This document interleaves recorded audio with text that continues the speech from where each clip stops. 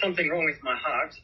And I'd been to the doctor, and the doctor gave me some medicine, but the medicine wasn't working. And I kept getting higher blood pressure. So it was getting really bad, even to the point where I had pain in my chest.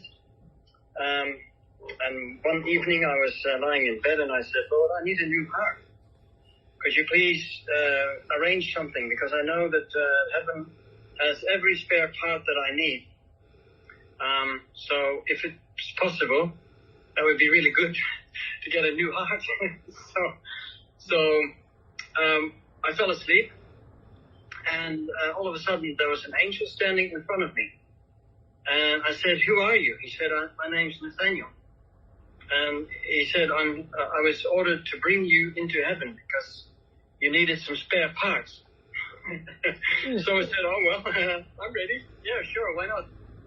So he grabbed my hand, and up we went together.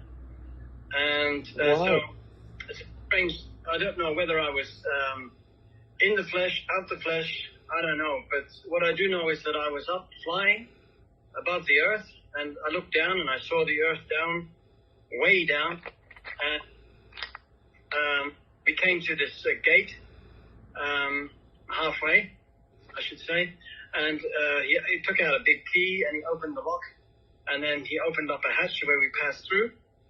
I'd never heard anybody speak of this before, but it was really amazing. And I said, what is this? He said, this is the doorway that goes to heaven, and only if you have the key. And I said, does man have the key? And he said, no man has the key. Only Yeshua HaMashiach, the Christ, holds the key. And the angels, of course, need to go up and down.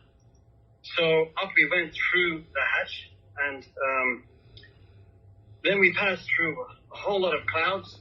I remember seeing very thick clouds, and all of a sudden the clouds just disappeared. And I looked down, and I saw this magnificent city. It was absolutely amazing how big and how gleaming it was. It looked so beautiful. And the angel took out a veil and put it over my eyes. And I asked him, why did you put this veil over my eyes? And he said, so if I don't do this, it's protection. Protection? Yes, protection, that you might want to stay here. I said, oh, okay. Well, so they put on the veil, and we went down, and then I heard the angel shout with a big trumpet. He said, behold, the Lion of the tribe of Judah. And all of a sudden we were standing in front of Yeshua HaMashiach, Jesus the Christ. And I was standing in front of him, and it was just so amazing that he had his arms wide open, and he welcomed me. And I looked at his hands, and I saw the holes in his hands and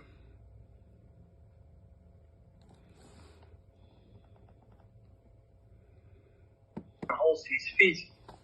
And I saw that they were healed, but they were still open wounds, as you could say, but they were healed. But you could see right through them. And I said, Lord, did it hurt? And he said it was excruciating. He said, but not as excruciating as the pain of my children who continue on sinning. And then so we started to cry.